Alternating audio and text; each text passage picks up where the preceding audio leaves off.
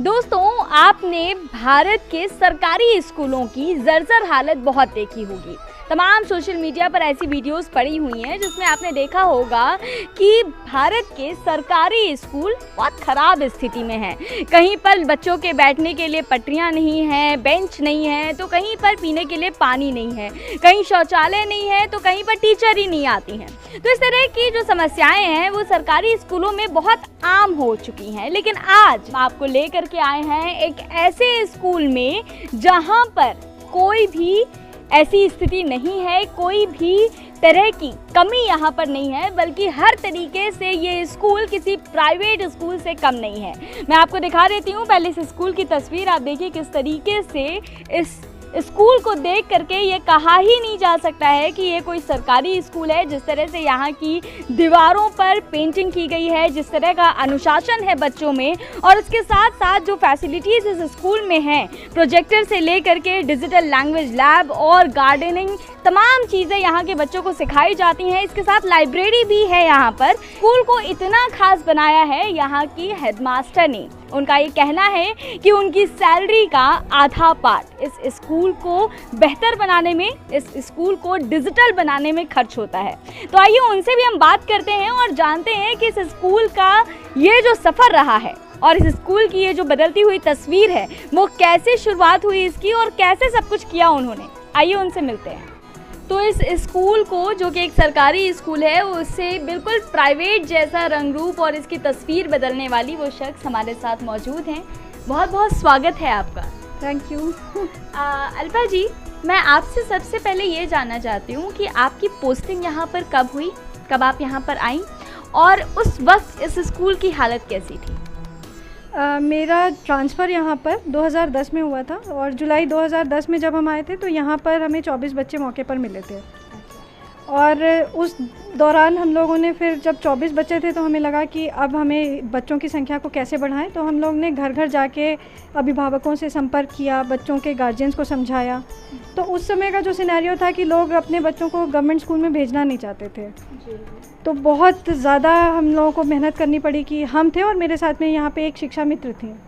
तो हम दोनों लोग गांव-गांव जाकर बच्चों के घरों में जाके जो है ये बात करते थे गार्जियन से और समझाते थे कि नहीं, आप भेजिए, कुछ होगा।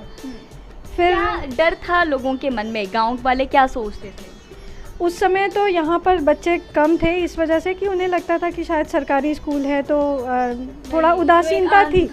हाँ, उदासीनता थी। और जो वेल ऑफ लोग थे गांव के, वो बच्चों को प्राइवेट स्कूल्स में भेजते थे। तो उन लोगों को समझाना थोड़ा सा ये था कि नहीं, आप भेजिए। फिर यहाँ पर हम लोगों ने बच्चों के साथ में बहुत सारे काम किए। फिर हमने यहाँ पे आर्ट एंड क्राफ्ट का वो शेड्यूल रखा, क्योंकि जो बच्चे आते थे वो क्या करते थे, सुबह में आते थे और पहले तो लेट आते थे। लेट आने के बाद जैसे ही एमडीएम उन्होंने लिया तो फिर वापस घर भाग जाते थे।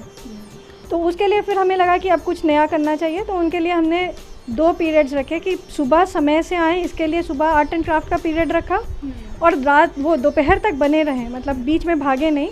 तो इसके लिए एक पीरियड दोपहर में क्रिएटिविटी का रखा, लास्ट पीरियड। तो ये फर्स्ट और लास्ट पीरियड जो है उसका ये असर हुआ कि बच्चे जल्दी स्कूल आना शुरू किए, क्योंकि उनको उस समय बहुत नया सा लगा कि आर्ट एंड क्राफ्ट होता था या कोई चीज़ें मैडम बनाना सिखाती हैं तो जाएं सीखें। और गांव वाले में जो उनके अभिभावक थे वो भी भेजते थे कि नहीं, जाओ सीखो जाके, कुछ सिखाया जा रहा है। तब वो बच्चे आते और फिर पूरा दिन रुकने का ये रहता था कि हाँ कुछ नया होगा। फिर उसके बाद असेंबली को हमने गतिविधियों का केंद्र बनाया कि असेंबली में प्रेयर के साथ में कविता, कहानी और जो भी बच्चे गाना, ये सब जो भी एक्टिविटी करना चाहते थे वो प्रेयर में करवाते थे, असेंबली प्रेयर के बाद। ठीक है, इस स्कूल के इंफ्रास्ट्रक्चर में क्या क्या बदलाव आप लेकर के आई हैं? केवल इंफ्रास्ट्रक्चर ही नहीं, इसके अलावा जो कुछ फैसिलिटीज़ इस स्कूल में हैं वो हमें एक एक करके आप बताएं। जिस समय हमने इस स्कूल में ज्वाइन किया था तो हमें यहाँ पे आप जो दीवारें देख रहे हैं बस उतनी ही चीज़ें थी यहाँ पे, और 2-3 रजिस्टर जो कि सीमेंटेड जो अलमीरा, आपको ओपन अलमीरा दिख रही है, उसमें रखी होती थी खाली। फिर धीरे धीरे करके पहले बक्से, अलमीराज मंगवाया। इसके बाद यहाँ पर जो पौधे बिल्कुल नहीं थे, अभी आपको लॉन और पौधे दिख रहे हैं, ये पूरी बंजर ज़मीन लगती थी। तो सबसे पहले तो उसको, क्योंकि हमें ग्रीनरी पसंद है, हमने इसमें बहुत सारी मिट्टी डलवाई, फिर इसमें हमने खाद मिलवाई और फिर पौधे लगवाए और घास वगैरह। ये तो घास पूरा एक गार्डन तैयार हो चुका है, हम आपको वहाँ की भी तस्वीर दिखाएंगे। पेंटिंग्स मैंने देखी जब मैं आपके स्कूल में आई, तो बाहर से ही आपका स्कूल जो है वो हमें दिख गया, क्योंकि इतना कलरफुल है, इतनी सारी पेंटिंग्स हुई हैं। ये पेंटिंग्स कब करवाई आपने? ये पेंटिंग्स जो है ये इनिशियली हमने 2013 से हमने पेंटिंग्स करवाना शुरू किया था, लेकिन तब क्या था कि 12-13 में हमने पेंटर्स को बुला के ही पेंटिंग करवाई थी, तो क्योंकि उस समय तक बच्चे हमारे तैयार नहीं हुए थे।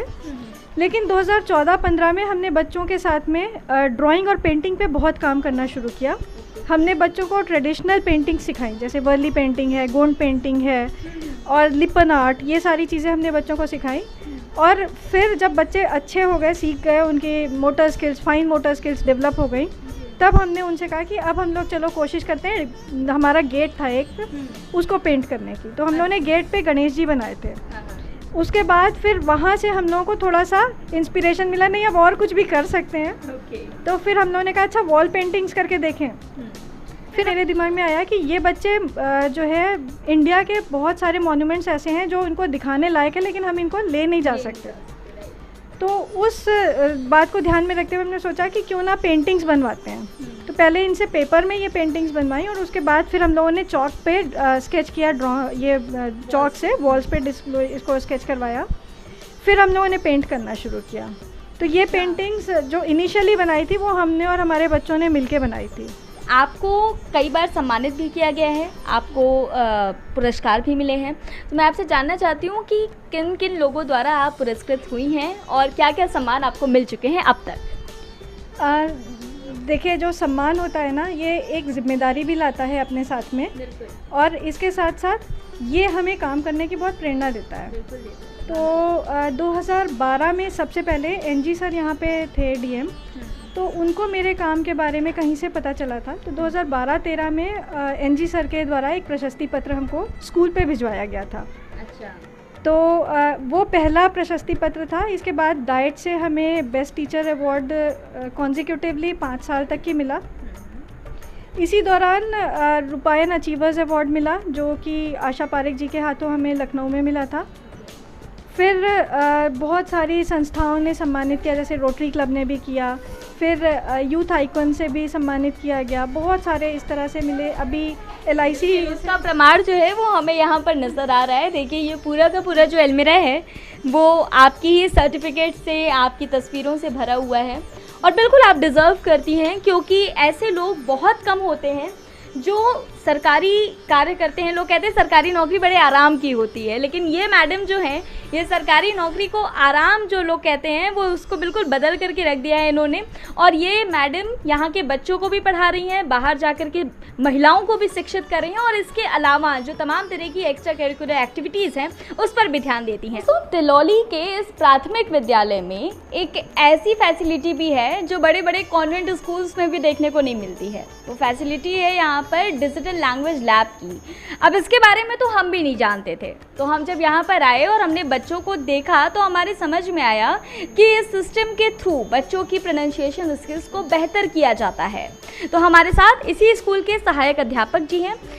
नाम क्या है सर आपका? मेरा नाम विजय चंद है। सर, हमें इस डिजिटल लैंग्वेज लैब के बारे में थोड़ा एक्सप्लेन करिए।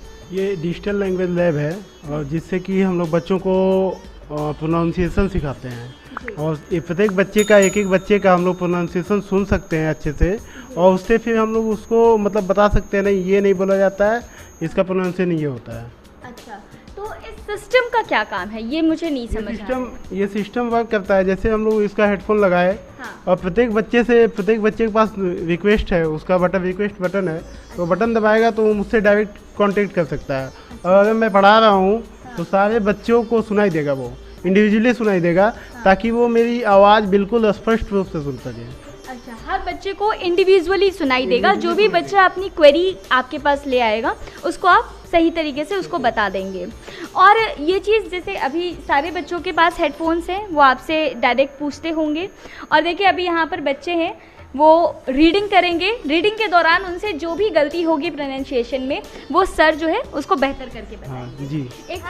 गाजर खा ले, गधा ने मना कर दिया। प्रश्न का उत्तर सही था।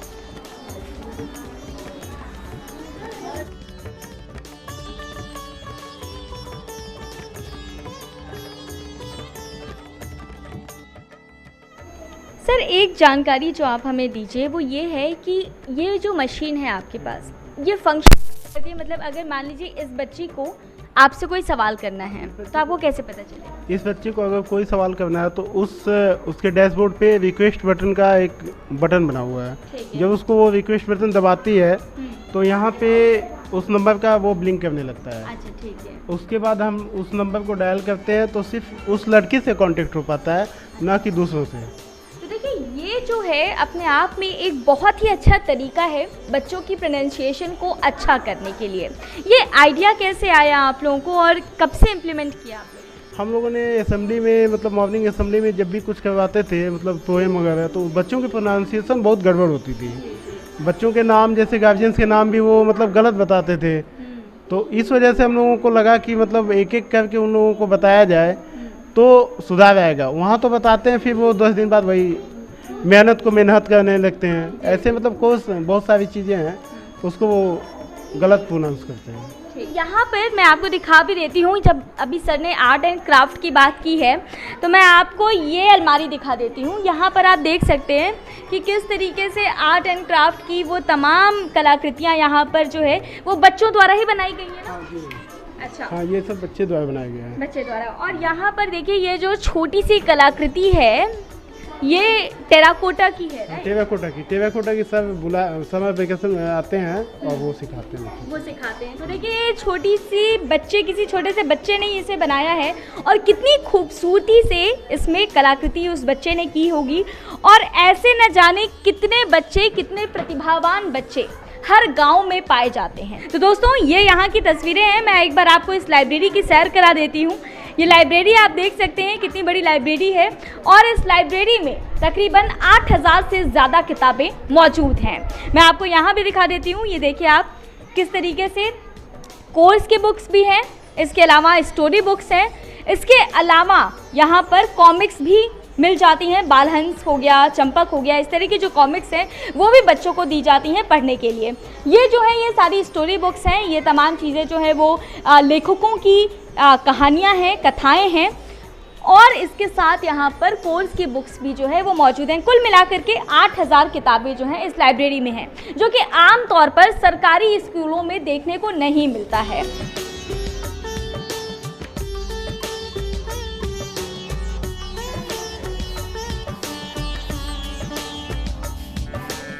तो दोस्तों इस स्कूल में इन तमाम फैसिलिटीज़ के अलावा अभी इस ऑफिस में बैठे बैठे हमें 4-5 चीज़ें नज़र आ रही हैं जो आपको अन्य सरकारी स्कूलों में देखने को नहीं मिलेगी। यहाँ पर ऑटोमेटिक बेल है, इसके अलावा आप यहाँ पर इन्वर्टर भी देख सकते हैं, स्टेबलाइज़र भी है और भी तमाम चीज़ें हैं। और उसके बारे में जानकारी हमें मैडम ही दे पाएंगी क्योंकि इतनी सारी चीज़ें कि याद रखना ही मुश्किल हो जा रहा है। तो पहले तो आप हमें ये बताइए कि जो आपने हमें बताया कि ऑटोमेटिक बेल है उसका कार्य क्या है और उसको लगवाने का मतलब क्या रीज़न था, क्यों लगवाया आपने? जो ऑटोमेटिक रिंगर है वो हम जैसे टाइम सेट कर देंगे उसी सेट टाइम पर वो अपने आप रिंग करेगी। तो ये बच्चों के जो पीरियड्स हम लोग चेंज होते हैं ना, तो हम लोग नॉर्मली घंटी लगवाते थे लोग। तो उसमें क्या होता था, हमारे यहाँ बच्चे ज़्यादा थे और रसोइया जो है वो बहुत परेशान हो जाते थे खाना बनाते समय। और उसी में जैसे मान लीजिए कोई काम करते समय उनको 5 मिनट लेट हो गया तो वो पीरियड जो है 5 मिनट बढ़ गया या घट गया। तो इस चीज़ को ख़त्म करने के लिए हमने सोचा कि हम ऑटोमेटिक रिंगर लगाते हैं। तो ये ऑटोमेटिक रिंगर हमारे यहाँ पिछले 4 साल से है और अच्छा काम कर रहा है। चीज़ जो मैं आपसे जानना चाहती हूँ वो ये है कि यहाँ का जो टोटल एक्सपेंडिचर है, क्योंकि पूरी तस्वीर जो बदली है आपने इस स्कूल की, उसमें खर्च कितना आया और उसमें आपका योगदान कितना रहा? हालांकि योगदान सिर्फ खर्चे से नहीं नापा जा सकता है, लेकिन फिर भी एक नॉर्मल जानकारी के लिए मैं आपसे जानना चाहती हूँ। देखिए खर्चे की अगर हम बात करें ना, तो हम अगर खर्चे को कैलकुलेट करना शुरू करेंगे जिस दिन, तो उस दिन हम स्कूल पे खर्च करना छोड़ देंगे। तो इसलिए जब से हमने स्कूल में अपनी ओर से कुछ एफ़र्ट करना शुरू किया तो हमने पैसा नहीं गिना कभी भी। वो चाहे बच्चों के लर्निंग लेवल को इन्हांस करने के लिए हमने प्रिंटर लिया हो या वर्कशीट्स प्रिंट की हो या हमने जो है बच्चों के लिए वर्कबुक्स प्रिंट करवाई हो, हमने कभी भी ये नहीं सोचा कि हम कितना पैसा बच्चों के लिए खर्च कर रहे हैं।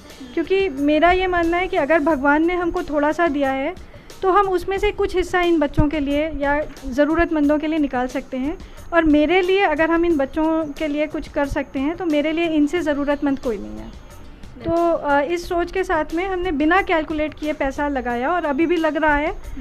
तो ये तो नहीं पता कि कितना लगाया, हाँ, लेकिन जब स्कूल में ज़रूरत होती है तो मेरी ओर से पैसा निकल जाता है। अंत में मैं आपसे जानना चाहती हूँ कि आप हमारे दर्शकों से क्या कहना चाहेंगी, और ख़ास तौर से सरकारी स्कूल को लेके जो धारणा बनी हुई है उसको कैसे बदला जाए, ये भी हमें बताइए। देखिए, अगर सरकारी स्कूलों की धारणा की बात करें तो सभी सरकारी स्कूलों में प्रशिक्षित शिक्षक हैं, और ये एक पता नहीं क्यों ऐसी टेंडेंसी लोगों के दिमाग में है, या एक ऐसा कह सकते हैं कि मानसिकता है, मेंटालिटी है कि सरकारी स्कूलों में पढ़ाई नहीं होती। लेकिन होता क्या है कि बच्चे जो हैं, बच्चों के जो गार्जियन हैं, वो बच्चों को स्कूल नहीं भेजते, इसलिए पढ़ाई नहीं हो पाती। बच्चों को अगर रेगुलर स्कूल भेजें तो हर टीचर अपना 100% देने की कोशिश करता है। मेरा संदेश हर किसी के लिए यही है कि कम से कम अगर आप क्वालिटी चाहते हैं तो आप बच्चे को स्कूल भेजिए, और जब बच्चा स्कूल जाएगा तो वो कुछ ना कुछ ज़रूर सीखेगा। ऐसा बच्चा भी जिसका लर्निंग लेवल बहुत कम होगा या बहुत धीमे जो स्लो लर्नर्स होते हैं, वो भी कुछ तो सीखेंगे, उठने बैठने के तौर तरीके या लाइफ स्किल्स सीखेंगे। और एक अच्छे जीवन के लिए लाइफ स्किल्स भी बहुत अच्छी चीज़ है।